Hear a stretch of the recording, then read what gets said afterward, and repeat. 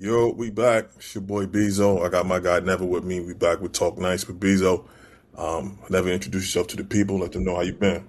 Yo, what's going on, everybody? This is your boy Nev. You can find me on Twitter at nevdmc.com. Oh, damn. Why did I say .com? I'm tripping. Anyway, you can find me on Twitter at nevdmc. Shout out to my man Beezo on his birthday. Y'all gotta give it up for my guy, man. Older but wiser. Absolutely. I got wiser. Got wiser on Tuesday. So definitely a good thing. Had a good time, man. Family took me out to eat, surprised me. So For definitely sure. appreciated that. hmm But here we are. Another week. NBA still on freeze. LeBron still holding them hostage. I didn't see so many conflicting reports now. One, they were saying he had an issue with Commissioner Silver Uh-huh. rushing him. So his camp was like, yeah, we going to push it back. Then I'm hearing he was decided. Then he changed his mind. And he worried about what his daughter want to do. Does she want to leave LA or California maybe? And then you was telling me off the pod that you heard some things about the Miami Heat. So just fill us in on what that's about. So I was just scrolling, trying to do a little bit of reconnaissance before we got on, and I was looking online, and I'm seeing a lot of heat leaks. So I think earlier today or yesterday, the media team for the Heat, the Miami Heat, they put out a link for the LeBron return press conference. That was the first thing. And, a lot of people didn't really pay it any mind. They were just saying, hey, maybe it was just, they tried to debunk it and say, hey, this is just in case. Then probably a little bit earlier this morning, I had heard something else about, them putting jerseys back on back in the store, which is, I would say it's a leak kind of, but being to Miami, they still sell LeBron jerseys. So I didn't know if that was a big thing or a big deal at all. Then it was the return jerseys on the NBA store. The return T-shirts on the NBA store. It had the 6. It had some fire over top of it. If I could find the link, I'll send it to you. But it had a 6 and it has a fire over it, and it was a bunch of other little things on there. So it's kind of like moving. While at this point, I don't care anymore. Because it's not like, I don't think there's a move that he can make at this point that's going to move anybody. It might move you from being a lottery team to a play-in team.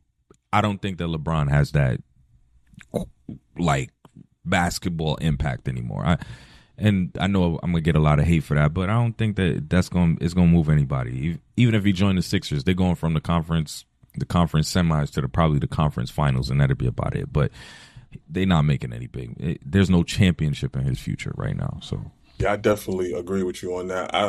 I was talking about this because my daughter's a big Golden State fan, so she kept, hmm Dad, where is LeBron coming to the Warriors? And I'm like, I don't know. I mean, I got told earlier about his daughter being 12 and he don't want to uproot her out of California because she done made hmm friends.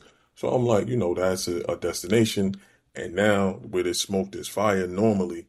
And Miami, that's uncharacteristic of them absolutely to where, they leaking shirts and press releases and things like that about him making his way back. I don't know how much I believe it. It's probably 35% believable to me, just because I know dude likes to keep things tight to the vest and he likes to make a splash in the scene, regardless if people want it or not. And at this point, this is where we at, like, because you could have made this decision a month ago. So he just dragging this out, and the places that I'm looking at that they say he can land, I'm looking at it from a basketball standpoint. I'm like, if you go to the Sixers, okay, Embiid is the biggest X factor. He's not going to be healthy.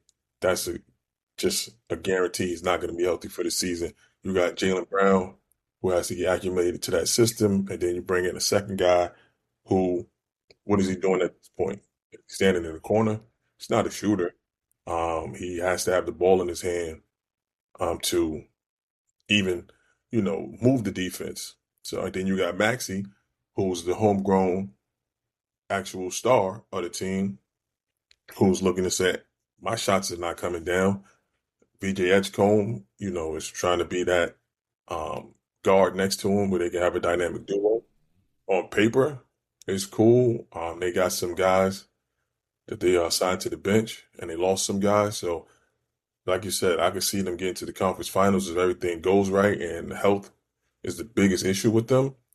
Because with Embiid, you play two different styles.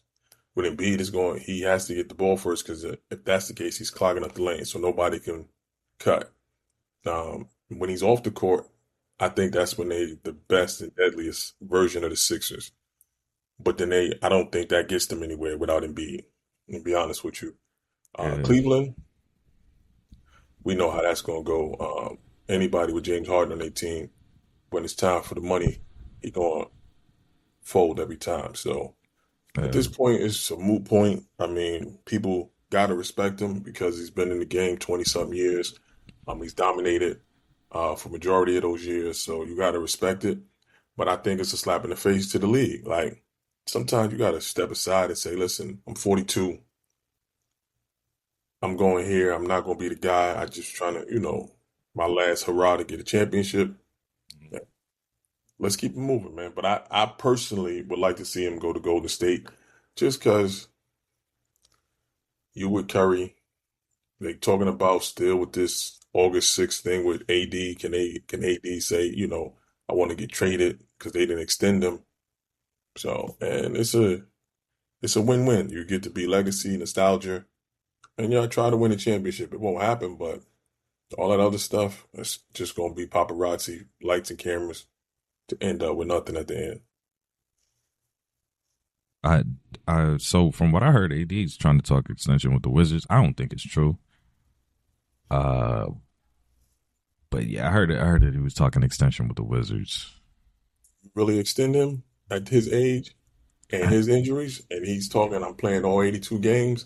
Is that yeah, a bet you want to place? I don't think so. and the Wizards. I don't. What are the Wizards doing? And that's a genuine reaction. Like, what are they doing? You I got think, you got DeBansta and Trey Young. What is that? What is going on there?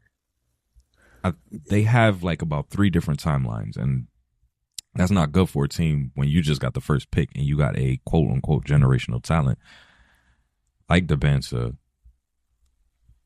yeah, because you got to I, give him the ball. You got to yeah, get the ball. Number one pick. You can't. We just seen Atlanta punt on the number one pick, Ricochet, who they just traded to Dallas the other day. mm-hmm. So, and DeBansta is way more talented than that kid. So he's gonna want the ball. And like we had said the last part, I was like, he's a guy that needs the ball in his hand in order to be um, successful. He may not be efficient yet, but Yeah. he needs the ball in his hand to be dynamic and successful. And they kind of need that in DC just to ramp up the fans and say, listen, we got something we cooking up. Give us some time. We got a guy and we gonna move forward. But then I'm like, y'all gave Trey Young $200 and some million. I'm like, for what? For him to sit there and rip up Jalen Brunson jerseys and keep Jalen Brunson in his mind Yo, all day? I don't see B, the. I'm not. That's a bad return on investment for me, especially Deuce with the made young guys they got. Deuce made a point.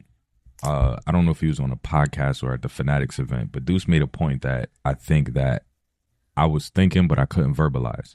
So he said a lot of bad players get paid in the NBA for doing nothing. It's just 1,000 players in the NBA. It's a lot of players. Let me not say 1,000, but it's over 50 players in the NBA that have large contracts that have done absolutely nothing. You can look at guys like Zach LaVine. He's done nothing to earn. I think that, and that's going back to the CBA thing. But I get what you're saying, and I just thought about it because of the whole Trey Young situation. But really, I'm just like, you got these guys getting paid and they haven't produced.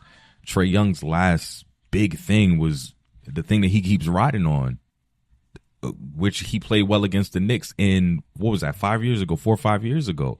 And he's Yep. still on that same wave. So, I mean, and he's older now. I don't think you're going to get that Trey Young back. And what the Wizards are doing, I have no idea. It's just all over the place. But Here's the problem, and I, what Deuce McBride had said, I think he said it on Knicks Fan School at Fanatics. Um, mm, so what the problem has always been is teams get money and they need to do something with it. And hmm then you start giving these guys that you drafted or these guys that have a name because most of those guys that get money at some point they came into the league and was based off potential of who they could be. You know, when every time the draft come around, they ask for comps. Who is he compared to? You know, who is his game like? What is his ceiling? What is his floor? And most NBA franchises are going to bank on the ceiling, and most of those guys never reach their ceiling. They usually reach their floor, and then you don't have the resources to say, okay, this is what this guy's best at. We got to evaluate him on what he's best at. Let's give him his bread, and then let's put some people around him that can um, accentuate them. accentuate Yeah, his greatness and then also cover up his weaknesses. So if that's true, but they don't have the money because these guys come in here thinking, I'm the man. I seen um, this guy get paid and this guy get paid. I need to get paid. And I just to be honest, I just wrote an article on my Substack about players trying to get to that second contract. shameless plug. Y'all go check that out. Yeah, go check that out. Substack, Beezo, organized for Beezo. So it's in the YouTube page as well. So y'all can just click on the page and subscribe. I appreciate that. But back to what I was saying, a lot of these guys want to get to their second contract. So hmm how do you get to your second contract? I put up a lot of points. I um, try to get these endorsement deals. I'm trying to do things, you know, to everything but win. And then they Right. look and say, well, who you gonna get the money to? Me. So, and this is how what Deuce was saying. A lot of guys are losers. Nobody wants to embrace their role or come to the realization, listen, I was this in high school, I was this in college. When I got to the NBA, it was different. I couldn't really elevate, but this is my niche. Let me go ahead and do that for the betterment of winning, which is what you've seen the Knicks do over this last season. A lot of guys put their egos to the side. Ego is a hell of a drug, man. So, but you know, all of that goes into that second apron and what's going to happen. But yeah, a lot of these teams are not going to be good moving forward because they just allocating their money to losers. Yeah, but anyway, getting back to the LeBron thing, it just goes to show, you know, what the climate of the league is right now with him and how he has everything basically on froze. Because I mean, I know I don't you. So let me ask you this, because I'm trying to put this thought together. You think that that has anything to do with the Jalen Duren? Because I think we talked about this, but do you think it has anything to do with the Jalen Duren signing and the Jonathan Kuminga signing, or is it just that those teams and that player can't come to any form of agreement at all? I think they're separate. I think the league won't move until they find out what LeBron is doing. But I don't Mm-hmm. think Detroit is doing this because they think they can free up some money to get LeBron. And I don't think Kuminga is doing this to wait because one reason with Kuminga, and I think he's like brain dead. From what I've seen, he's trying to request 20 million a season, and I'm like, bro, we just watched you in Golden State not be able to reach your potential. Mind you, Kerr did a whole bunch of stuff besides that to kind of tamper him down and not let him be free. But the whole thing was okay. Once Kuminga get traded, we can actually see the potential. We see, you know, he can jump out the gym. He's athletic. He has, you know, defensive capabilities. He got to Atlanta, and it was up and down. We watched it in the Knicks series. It was up and down. One game he'll come in and be a spark. Next game he'll come in and go for 1 for 12. So him commanding 20. This is what we talked about. Him commanding $20 million a season. It's Where insane. is your resume to go to somebody and say, I need 20 million or I'm not signing? That's just crazy. And then Jalen Duren, he's a circumstance of the playoffs. He's a casualty of the playoffs. You was a double-double. You was an All-NBA player in the season. Playoffs came, you disappeared. Detroit is like, we got one number for you. You got another number, but look at the climate. Nobody's sitting here knocking on our door saying, let's do a sign and trade outside of the Kings. And we going to bring Sabonis in and push you out. Sabonis is way older than you. And they already got John Collins from Utah. So that it doesn't make sense. I just think this is stalemate. And I think it's either going to be, he's either going to fold and say, you know what, I'll sign for what y'all giving me, or he going to feel disrespected and that relationship is now soured. Let me do this 1-1, play this next season, and then, let my agent know I got to get up out of here. Let's do a trade in February or a trade at the end of the season. I think he may have played this upcoming season, may be his last season in Detroit. So I say that to say LeBron is just holding up business as usual for the NBA because it's always a circus. So nobody wants to say, okay, we signed such and such, and then 2 minutes later, LeBron is like, I made my decision. Now you just tried to make a splash, and dude just said, move to the side. I'm today's, main course. So I don't think anybody wants to go through that. So, and this is just a usual thing with him. So, I'm but we tired, bro. shall Now see, I'm tired, bro. it says Sunday, 48 hours. It's now Wednesday. So we passed that time frame. I'm pretty sure you're probably going to the weekend with the same nonsense, but we're going to move forward. And I don't think he announcing that on the weekend though. Nah, it'll be a weekday, absolutely. But what I did see, and what was interesting to me, right before I got on, they had Bleacher Report had went and dropped the 99 best shooters in the NBA history. Oh my So gosh, this we is might be crazy. here for an hour. I'm gonna read some of these players in their position, and then I'm gonna give you the top 10, and then you can tell me what you think, and then we can discuss it. So they got Jalen Brunson at 48, LeBron at 36, Melo at 35. They got Cat at 33. They put Kobe at 27. They put the Joker at 26, Jordan at 25, Kawhi at 21, and they had Kyrie at 12.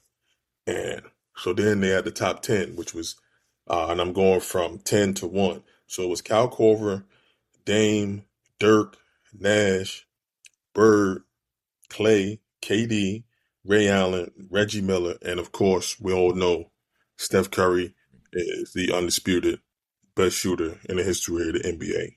So with that said, and what you heard, what's your thoughts on that list? Yo, I got a problem. I got a bunch of problems. So Chauncey Billups in 95 is killing me.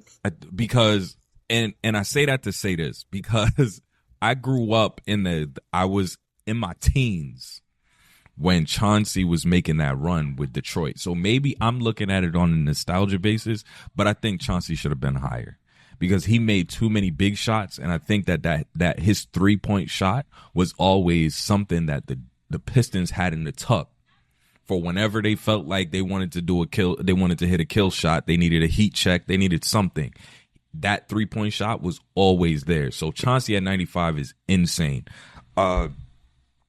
Danny Green being better than Robert Horry. Yeah, I don't know if they put if they factored in clutch shots with this at all. Listen, clutch shots are everything. I think that's the point of having a 3-point shot. I think the 3-point shot, it being clutch, makes it even better because you can shoot a 3 in the middle of the game, but if you shooting this 3 to go up 1 with 0.1 seconds left in the game, it makes much more sense. Normally, if you're gonna hit a 2, we can hit a 2 and tie it.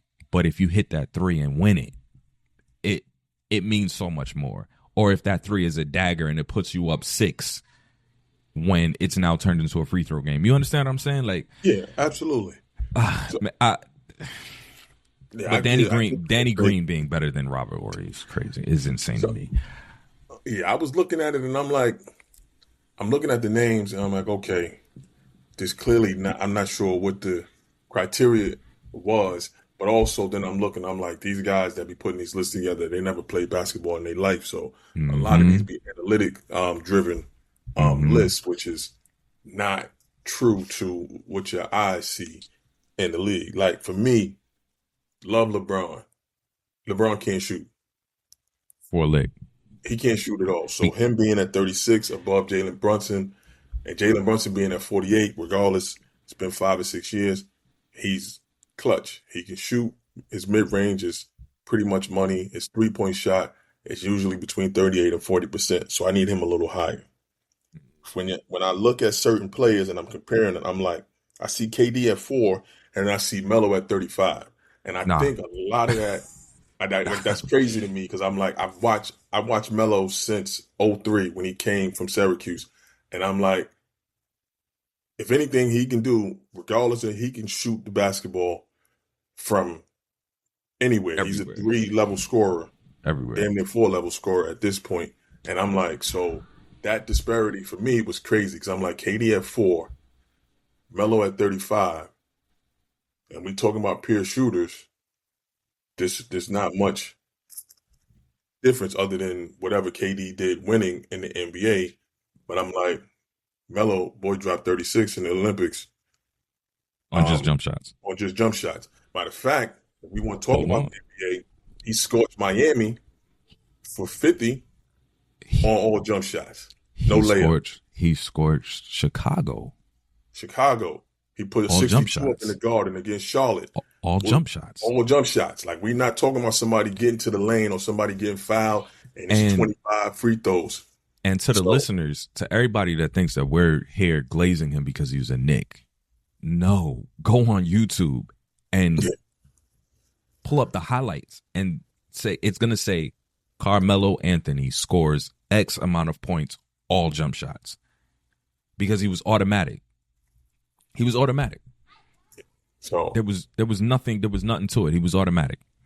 So that was a discrepancy for me when I first looked. I'm like, yeah, because I expected Melo, even if he's not top 10, I expect him to be in the top 20. Just Top off 20. his He could have resume. been top. I would have given him top 25 at least, Yeah. at So minimum. that was crazy. In the top 10, I'm kind of, I'm no dis. I was all I'll move disrespect him to around, Reggie. but I think those are the top 10 I guys. I'm don't. not gonna lie. I've never been a fan of Reggie Miller being top shooter, in my opinion. Why I not? don't I think he's mean, 2. I would put Ray Allen at 2. okay, I would okay. put Larry Bird and Klay in front of Oh, Reggie Miller, in my opinion. Klay is disgusting. I think Klay should probably be about 4. Yeah, If we're because he's being top honest, 5. Yeah, Klay should be about I 4 know. because his whole game is centered around jump shots, and he he I think over everybody else, Klay had this thing where if he made 2, you weren't expecting him to miss anymore. And he had third quarters where he would just go on tears and drop 30 Yeah. So, just off of 10 3-pointers. He'd go 10 for 10 from 3. And that's Klay. So I think Clay's better. I think Clay's, not that you say it, I think Clay's better than Reggie Miller. I think the only thing that I give Reggie over him is that Reggie was able to move and shoot. Klay wasn't, outside of a sidestep, Klay ain't really he ain't really a move. Yeah, it movement was all shooter. set. It was all, yeah, grab the ball, shoot. But I personally, that's just me personally. I think I would move Reggie down to Mm-hmm. probably 6 and then move everybody up, especially Larry Bird. Like, the only Mm-hmm. reason, and I was too young to actually see Bird in his prime, but from stories I've heard and then watching highlights and people telling me he's telling them what he's going to do and actually do it. As far as I'm about to go right here, it's a jump shot. I'm about to go right here, another jump shot. You can't stop. And they all straight cash. And then we know the famous line when he walked into the 3-point contest, telling the locker room, who's playing for second, which is crazy. Can I can I tell you another one I got an issue with, and I'm not gonna lie to you, and I think you might disagree here. Kyrie. Kyrie is too high. Think 12 is too high for Kyrie? I think 12 is too high for Kyrie? Um, I don't. Kyrie is, aside from his whatever Because results as a if you put him player. at 12, I don't want to cut you, but you put him at 12, you basically putting him over other guys. Like, that's tough because he's not a shooter like that. But from a pure skill standpoint, I think Sk- Kyrie is skill, lethal. cool. Yeah, Yeah. skill. I give him the skill, but So I I'm don't. trying to figure, like, I when I see these names, I automatically see certain plays Oh, that I know stick out to people that make them put them um in these positions they where, got a bunch of these up there. yeah, for like So they Kyrie, the jump shot that won Cleveland championship okay. against Golden State. I Hmm. think a lot of that has a lot of heavy weight for him as far as putting him up there as far as jump shooters. Like I think a lot of these things have um, what I want to say moments Yeah, that make people put them in certain positions, in my opinion. So, but overall, what did you really think of the list? I think that the list was, to be honest, it was kind of poorly put together. I'm not going, and that's normally what it is with Bleacher Report. Because even looking at their top 99 defenders, it's kind of like okay. Uh, and a lot of these guys are again going off of analytics. They're not guys who play ball or watch a lot of ball. Maybe like a me or you. These people are just coming in and saying who looks good based off of 3-point percentage and effective 3-point percentage and 3-point APR and all that. It I I look at it from a standpoint of, can this guy hit the shot at the right time? Because you can hit 10 threes in a game and still lose. Yeah, absolutely. So So yeah, so it's hard to say sometimes because it's like I said, they use a lot of moments. Um, but for the most part, for me, I think the top 10, outside of like me moving Reggie down, I think they got it accurate. Nash, Dirk, yeah, Dame. yeah. I think they are, positioned exactly where they should be. So All right, so give me this one. You think Kyrie's a better shooter than Allen Houston? um, I don't tech technical wise, no. But again, Mm-hmm. this is where those shots that mean something come into play. And watching Allen Houston, I've seen him miss more shots that were needed than shots that were made to help the Knicks. Okay. I've seen him go. He has the uh, one of the top three best jump shooting forms I've ever seen Right, right. from a player standpoint. But I know if you put resumes next to each other and say, okay, how many shots did he hit where it meant something as opposed to just being a shooter? Like I said, a lot of these guys, they got, that on their resume. Kyrie has it on his resume. And then Mm-hmm. overall, people, and it's just human nature, people start adding other things into it when you start talking about player versus player. It can never be one attribute versus another attribute. Like if you sit And there and you say, Allen Houston, you stand on one side, you shoot 23s. Kyrie, you shoot on the other side, you shoot 23. I think it's neck and neck. I really think Kyrie can shoot. I think it'll I, be neck and neck for me. and I'm not knocking Kyrie. I just don't think that he's a marksman that some of these guys are. I'm not now just looking over the list. Of course, I'm looking at it, and I just don't think that he's the marksman some of these guys are. But I mean, it's a lot of debate here because I think Cat's pretty low too. Not gonna lie, I think Cat is pretty low. I Uh, would have definitely had Cat over Joker. I would have had yeah, him over Joker. absolutely, absolutely, See, but this is absolutely. where MVPs come into play, and Yeah, but well, championships are neck and B, neck, I'm trying but to. MVPs Yeah, come but into B, I'm play. trying to tell you, how does an MVP have anything to do with 3-point shots? We talking about shooters here. We're not talking about championships, because if it was talking about championships, you put Jordan at the front and call it a night, Yeah, or Bill Russell at the front and call it a night. But this is shooters. So is who can you depend on more for a 3-point shot, Cat or Joker? And I'm looking at Cat every single time. 9 times out of 10, I'm looking at Cat to get that 3-point shot off, because it's an integral part of Cat's game. Literally, Joker is something that he can do. Cat, it's a part of his game.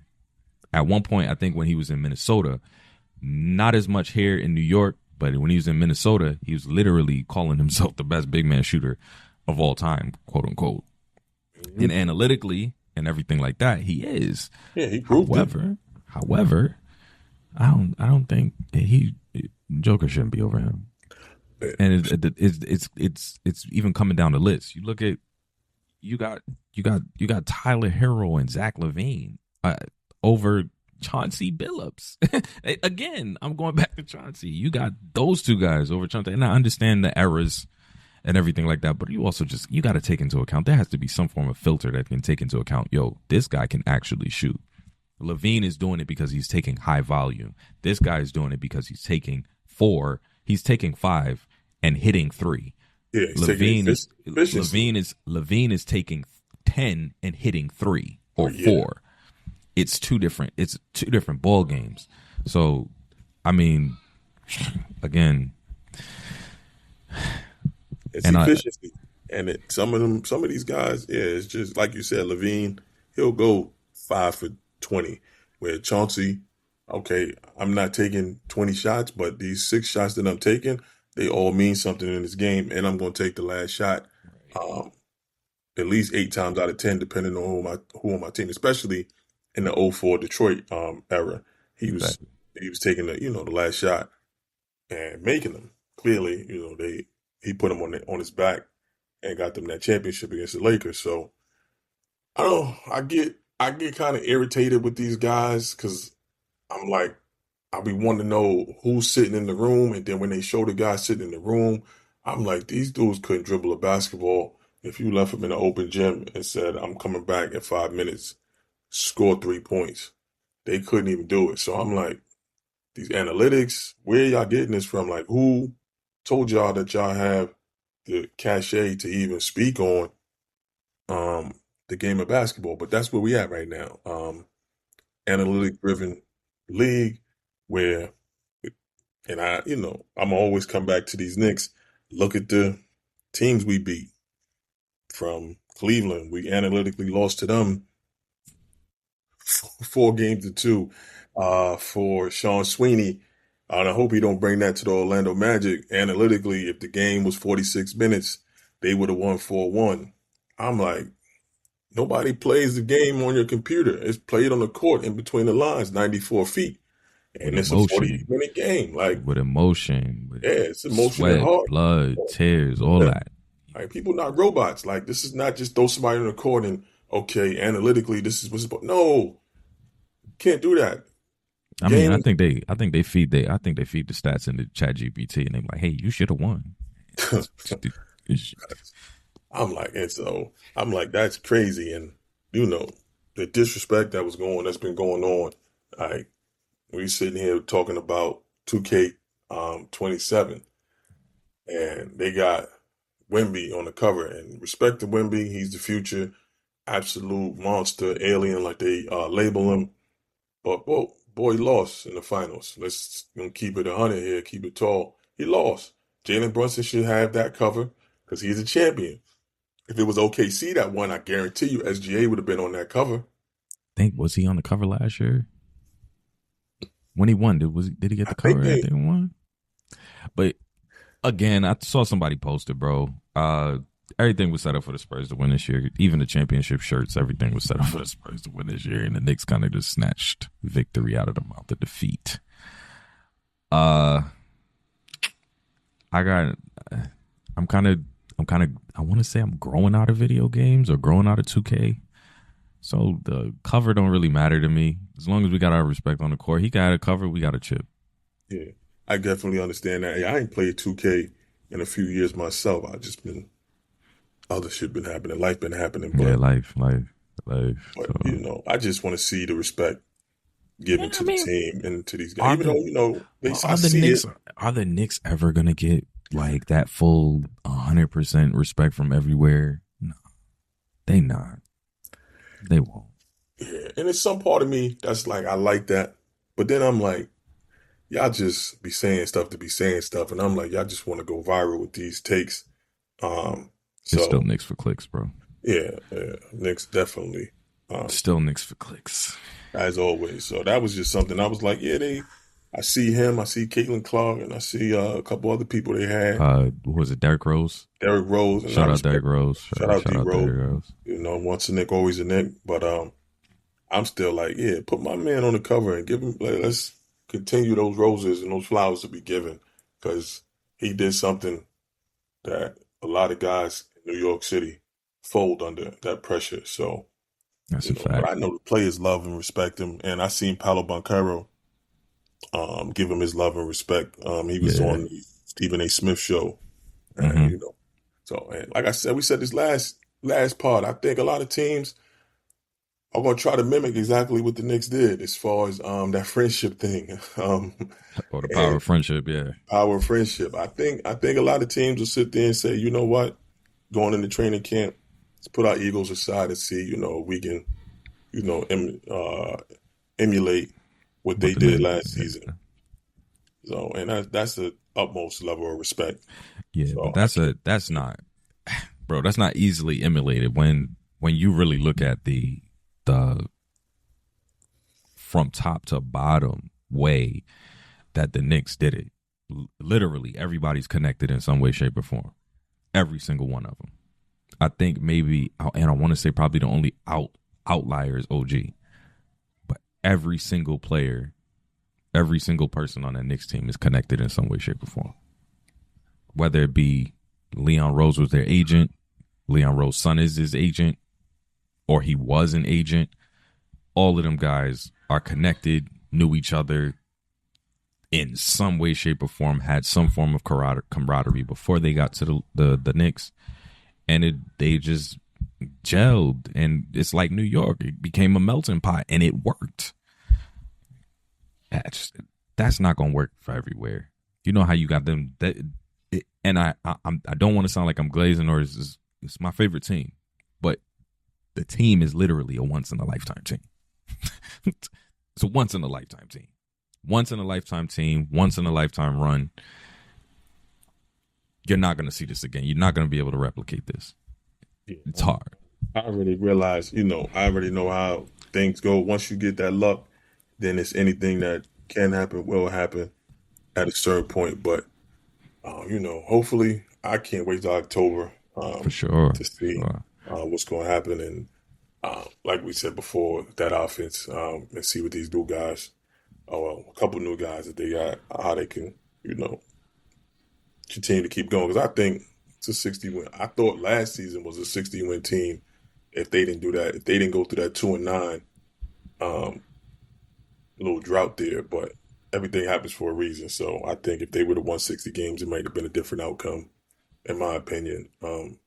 So I said, we good on that. Can't wait. Sorry, not to cut you, but shout out to your boy, Dottie. He had 19 points in his last. Man, I'm ready to shoot sun out. He had 20. He had 27 and 1 steal in his last game. I made sure, I just remembered, I said, yo, I got to tell B that Dottie had a game Son is Thursday.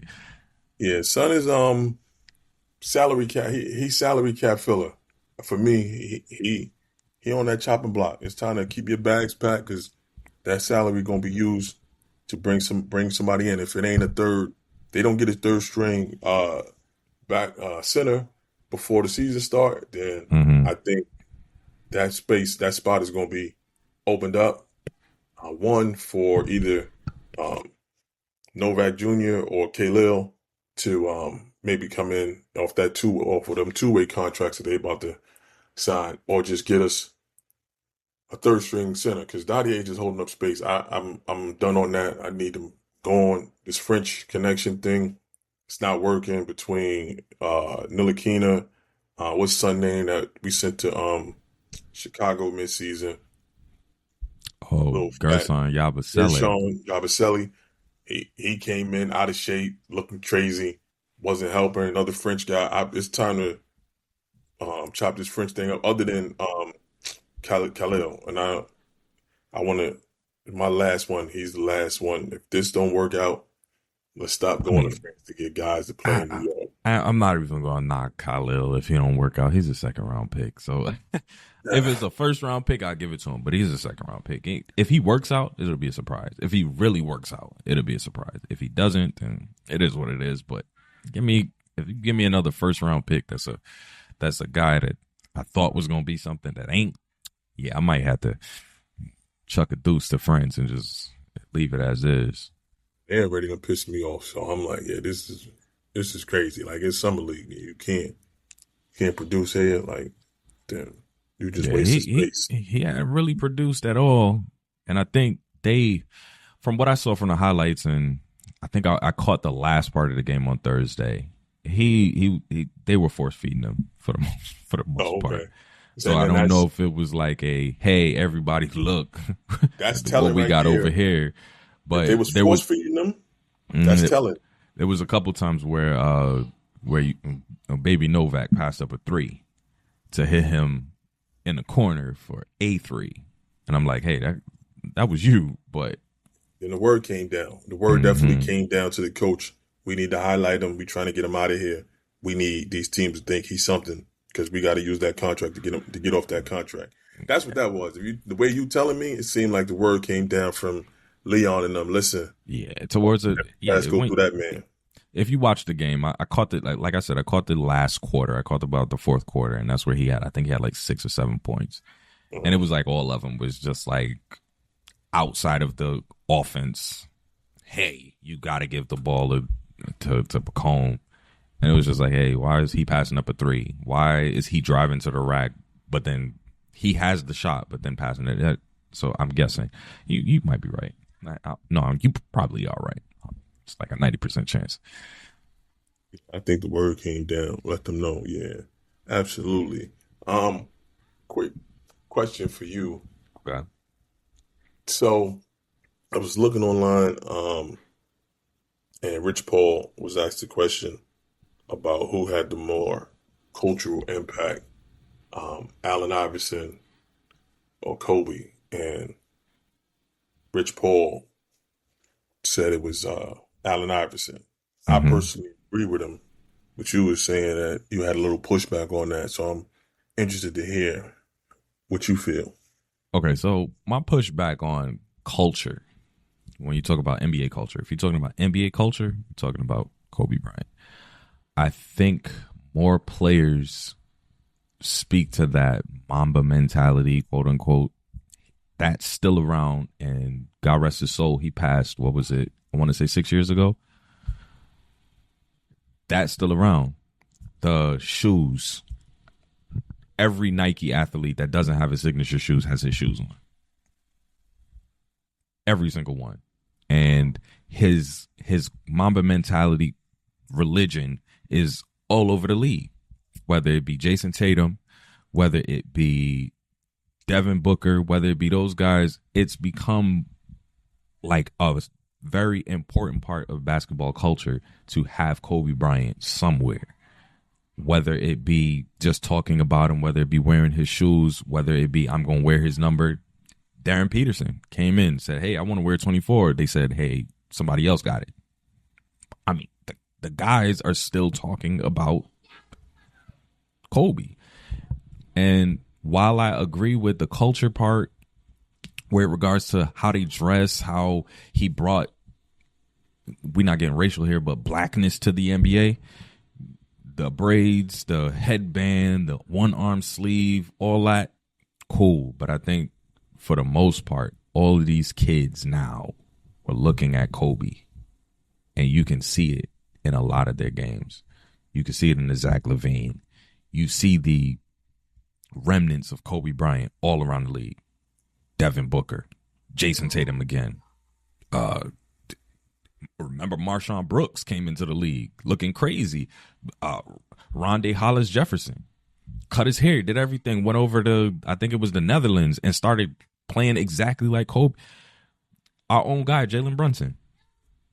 somebody said he was the closest thing to Kobe Bryant that was in the league today.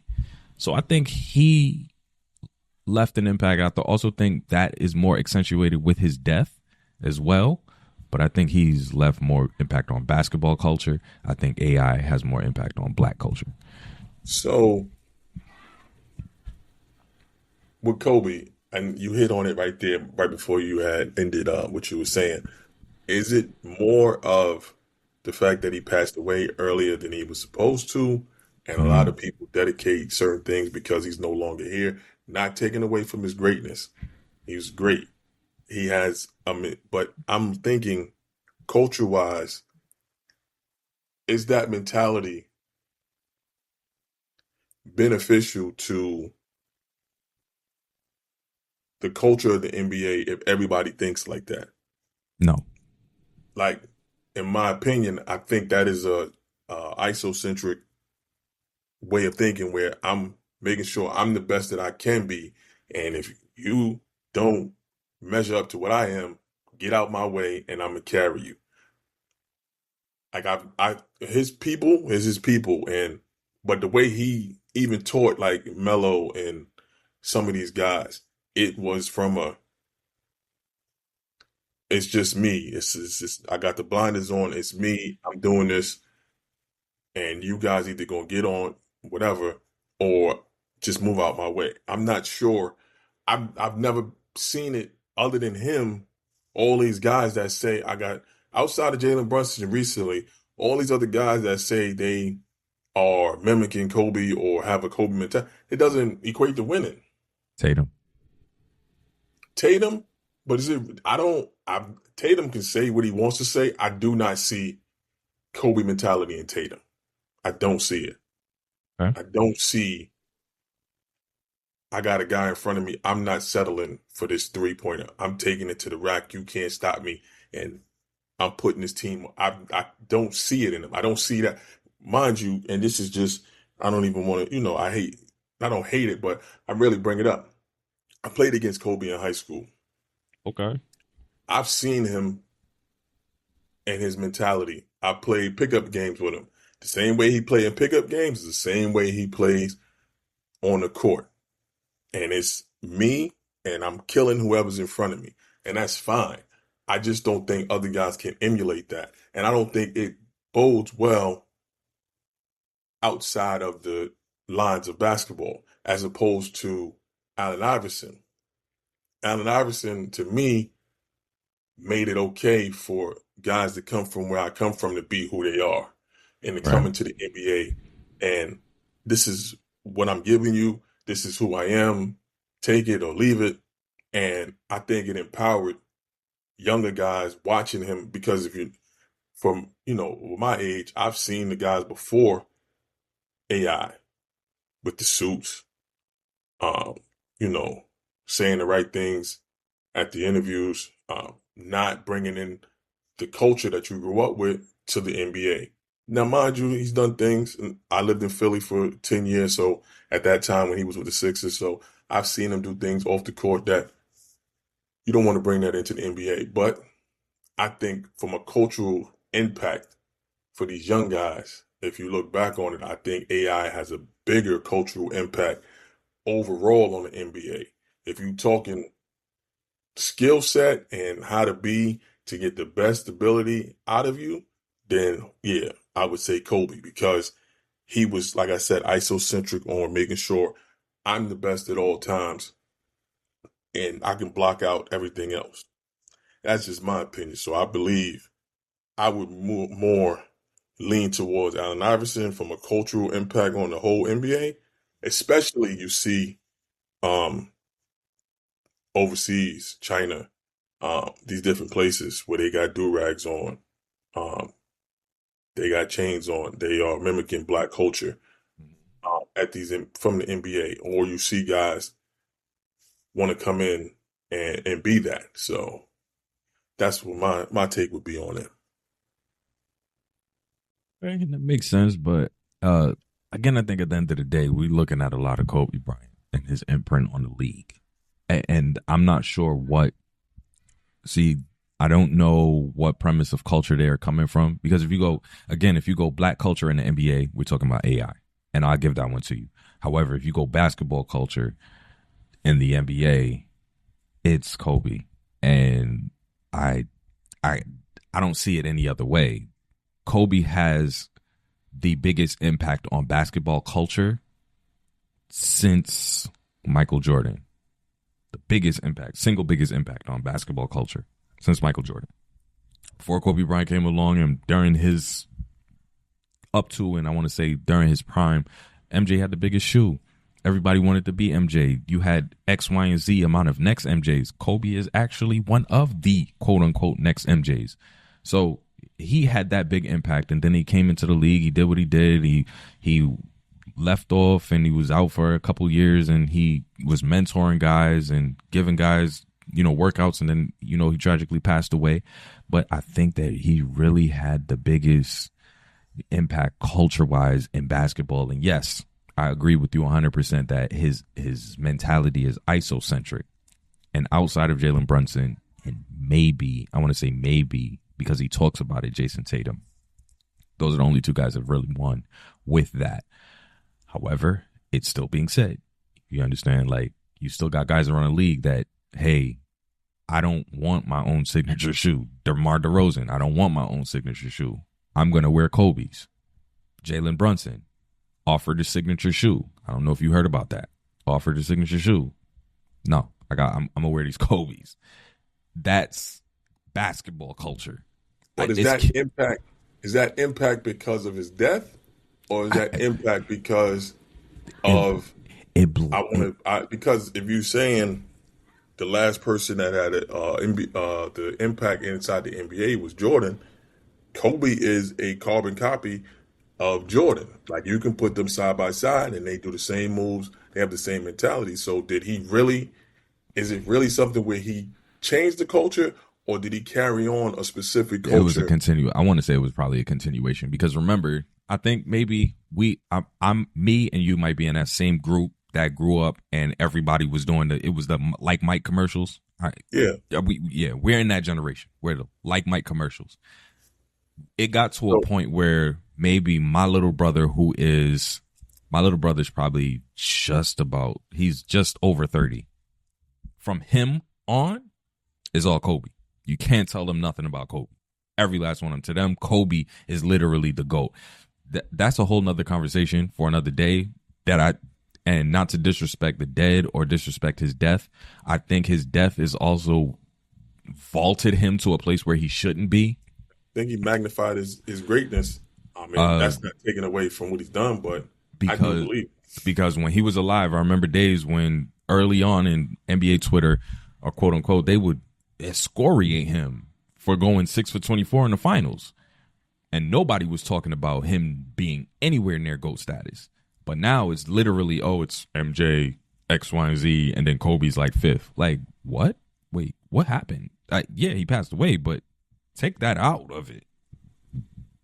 What are we doing here? But that's why I was thinking. I'm like, it's hard.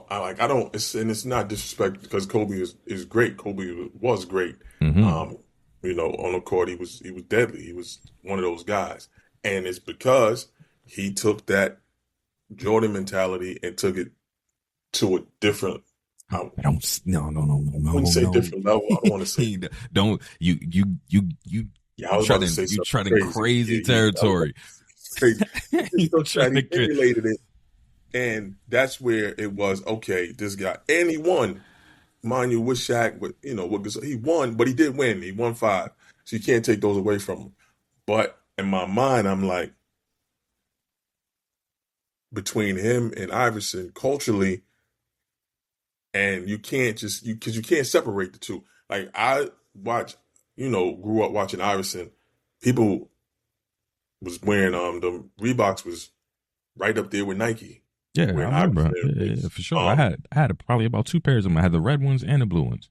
So, and then I'm looking at Kobe, and I'm like, I personally see people wear Kobe's to ball in. I've never seen somebody say, I'm about to put these Kobe's on and kill his fit with a pair of Kobe's. I've seen people lace them up, and that's fine.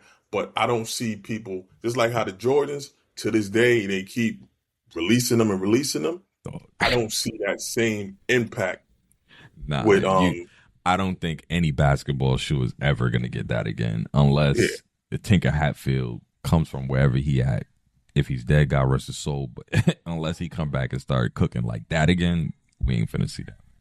So that's just not, that's why I'm like, I can see where people would be upset with some of the things that was said, just now.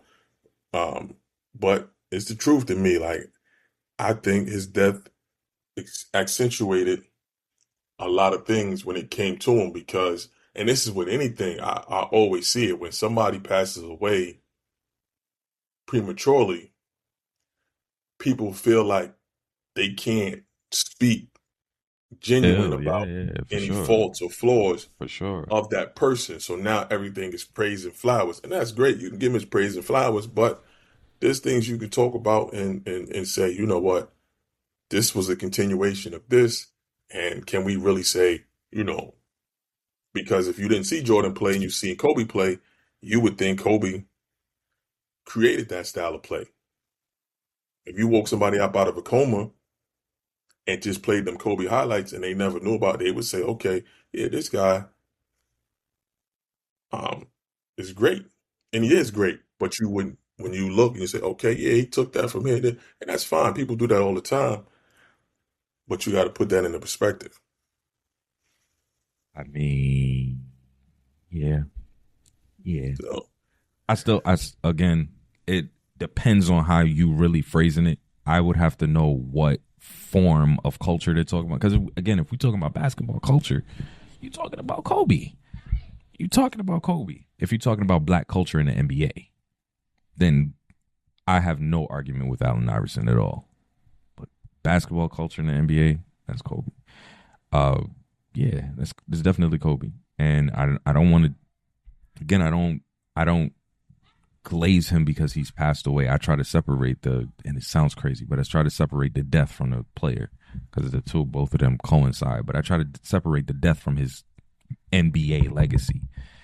And when you look at his NBA legacy, he left an impact on the NBA. However, was he as great as we remember him? Because right now everybody's still looking at him through rose-colored glasses. You can't tell anybody anything about Kobe. It's the same thing. It's the same thing as a segment of New Yorkers. You can't tell them anything about Melo. Nothing.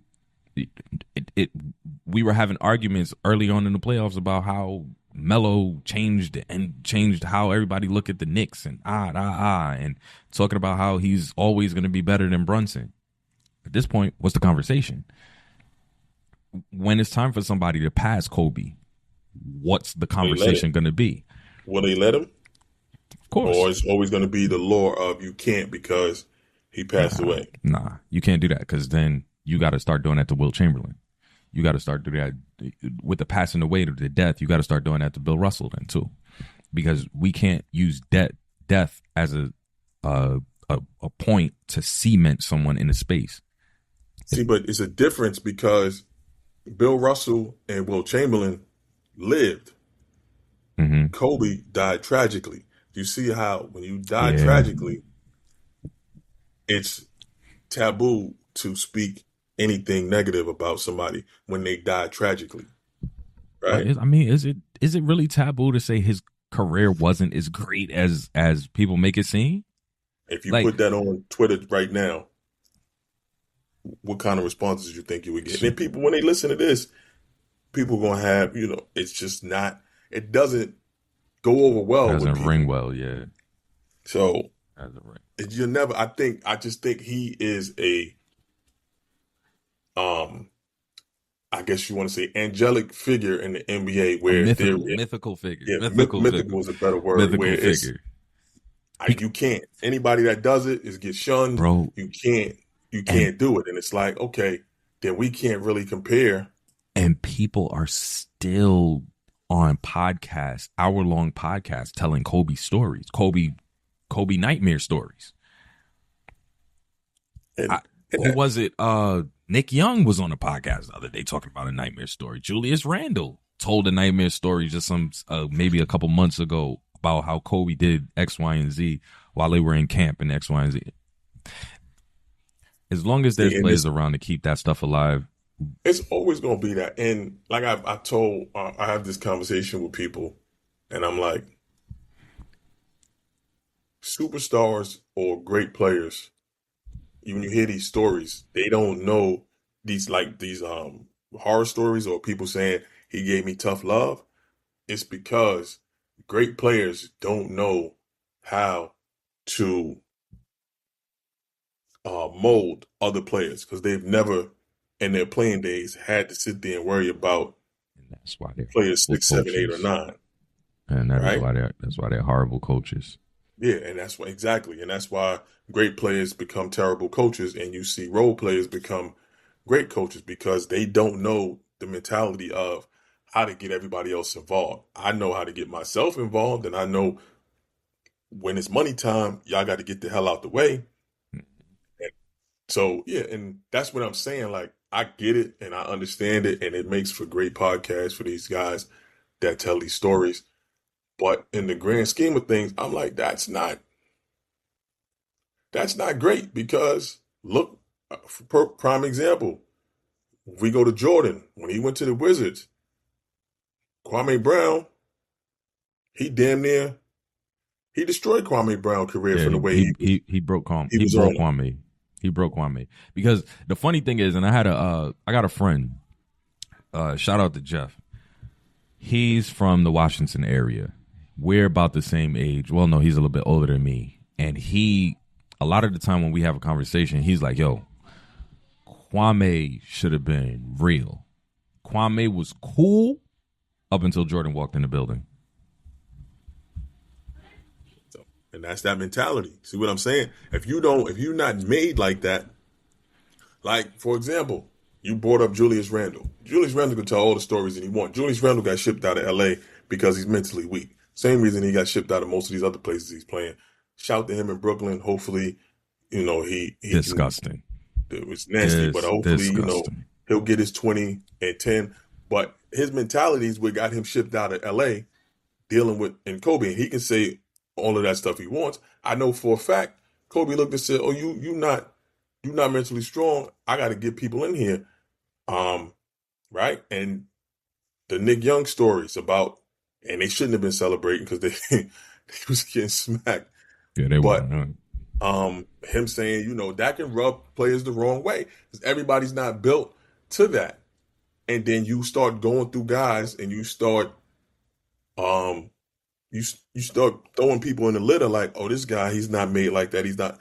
Everybody's not made like that. It's similar. That's why him and Shaq were able to play even though they didn't get along off the court. Shaq had the same mentality. Nobody in front of me can stop me. Kobe had the same mentality. Nobody in front of me can stop me. And it's just us two.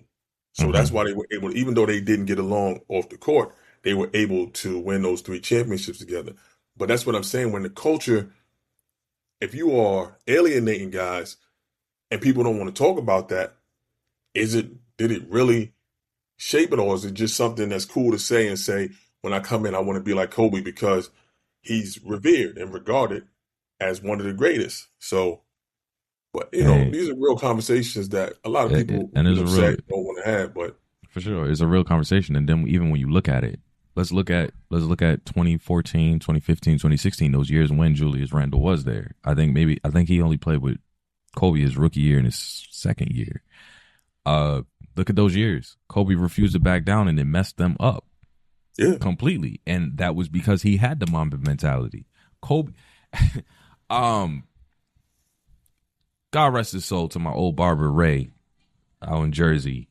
He used to say, Kobe playing for a championship and the rest of the team is playing for the lottery. And that's how Kobe played to the end of it. Remember, he tore his Achilles and went back out and shot 2 free throws. For what? I respect it. And, you showing that mentality. But, again, it goes both ways. And that's great. That's something that people can be motivated off. Oh, he tore his Achilles, able to walk out there, he took the free throws.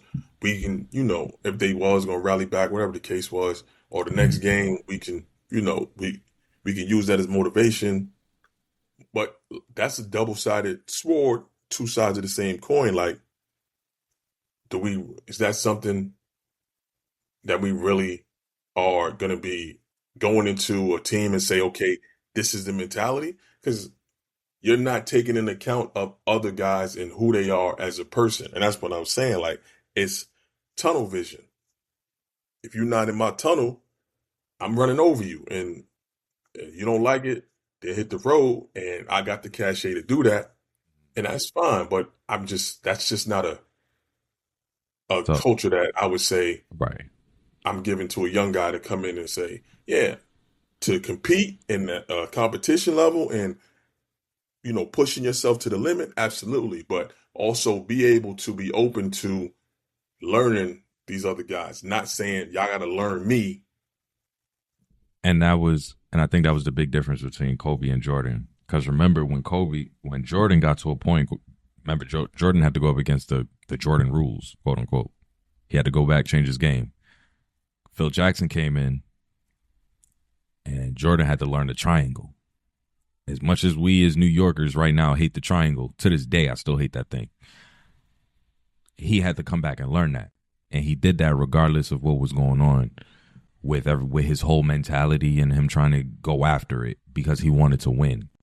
Kobe wanted to win, but he did it too far to a point where it was a detriment. So, like I definitely 100% agree with you where that is regarded, but I still stand on, I think that he changed the culture on the court.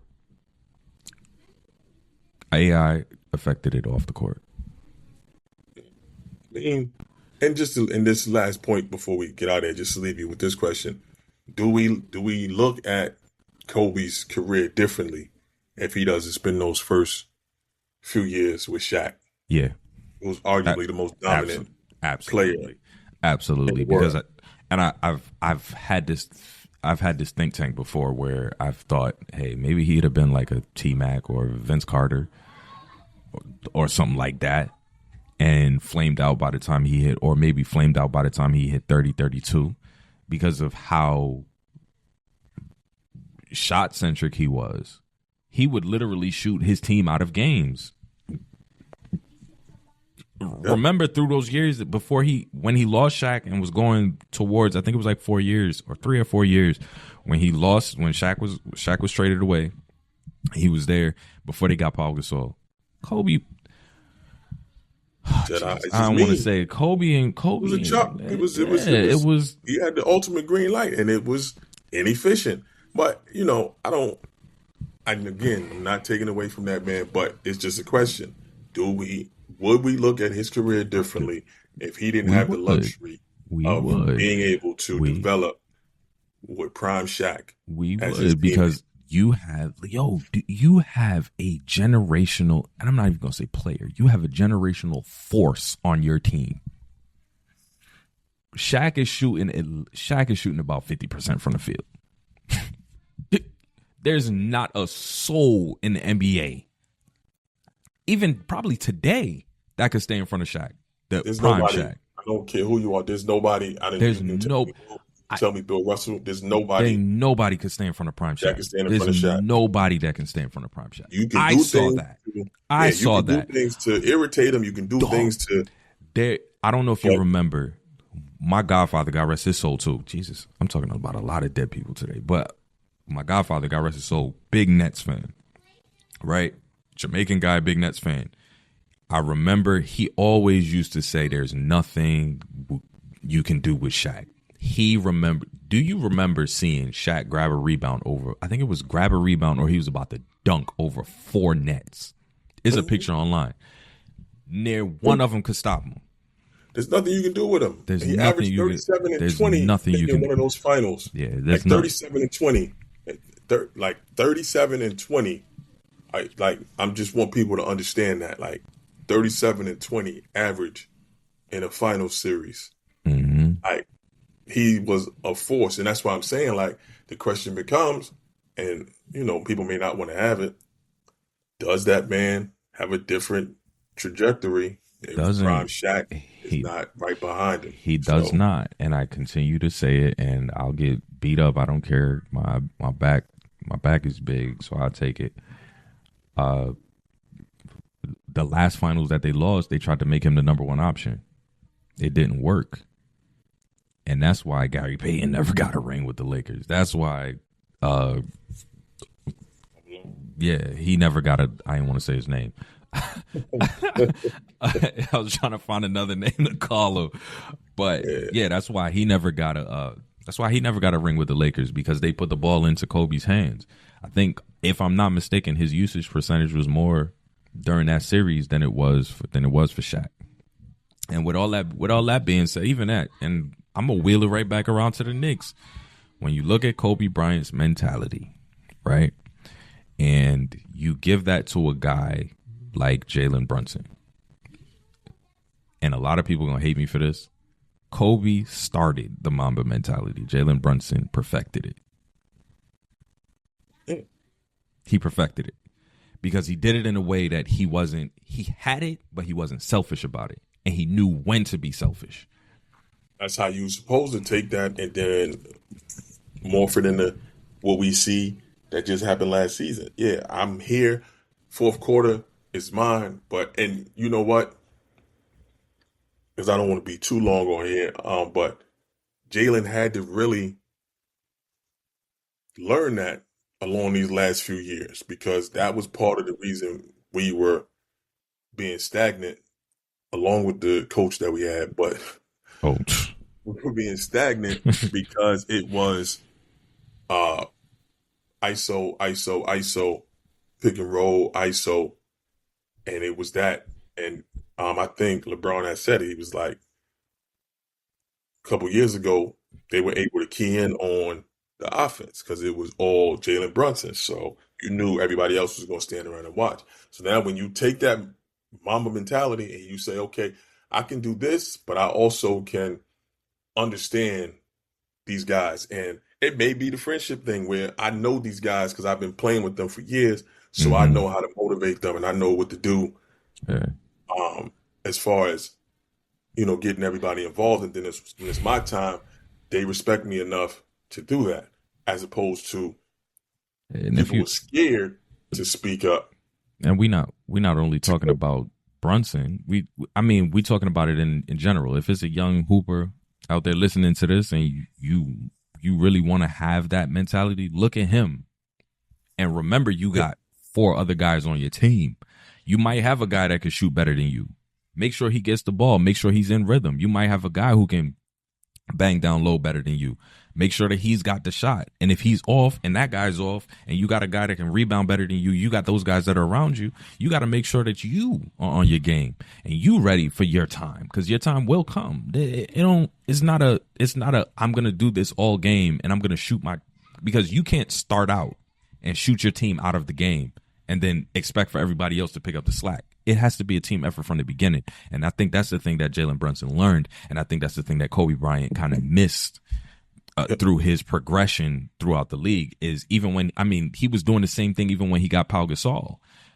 It was nice when Kobe would go 6 for 30 and Pau would go 4 for 10 or 5 for 10. And you'd look and you'd go, so what happened? And it would be clear in front of your face that Kobe shot them out the game. But because he was such an elite ball player, or an elite hooper, let's say, nobody really criticized him. And worse now, nobody's going to criticize him. Nobody's going to go back and look and say, oh, yeah, these bad highlights and X, Y, and Z. Absolutely. So, and respect to him, like we said, respect to his legacy.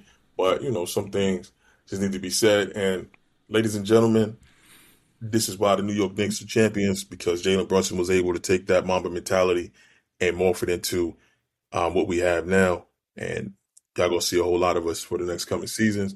With that said, we do want to hear your comments, hear your opinions about what we spoke about. Anything that touched you, anything that you want to speak on or comment on, please leave a comment underneath the podcast. We appreciate that. Also, you can find me on Twitter at _ Beezo, BEEZO __. You can leave me a comment there about the podcast. Please like, share, subscribe. Nevin, if you want to go ahead and tell them where they can find you at again. Yo, Nev DMC. Like, share, and subscribe. First of all, like, share, and subscribe. I'm not going to tell you how much we're stressing that. We need your support. We need everything. Y'all listen. Tell your boyfriend. Tell your girlfriend. Tell your trends. I don't care who it is. Just tell them. If you see a bum on the subway, tell him. Tell everybody. Talk Nice is going up. So like, share, subscribe. If you're on YouTube, run that hype up. They are showing this small channel, so we want to get up there. So y'all, run that up. You can find me at NevDMC. Leave your comments, the same thing as Beezo. Leave your comments. We can argue. We can go back and forth, and then we're going to come on the podcast and probably flame you up. But anyway, we're going to get up out of here. Absolutely. Appreciate it, Nev. We out of here. Again, like, share, subscribe. We'll see y'all on the next one, and y'all be good.